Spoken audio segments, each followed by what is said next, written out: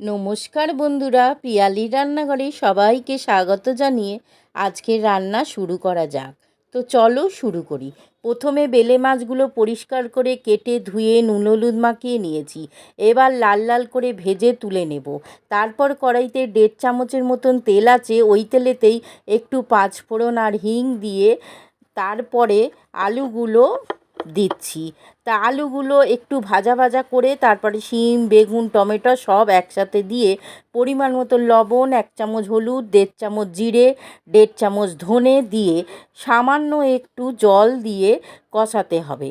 তারপরে 1/2 ইঞ্চি আদা গ্রেট করে দিয়ে 1.5 চামচ লঙ্কা গুঁড়ো দিয়ে ভালো করে কষাতে হবে। এই মাছের ঝোলটা একটু ঝাল ঝাল হলে ভালো লাগে। তারপরে 2 বাটি জল দিয়ে ফুটে উঠলে ভেজে রাখা মাছগুলো আর কয়েকটা বড়ি দিচ্ছি। তারপরে ঢাকা দেব।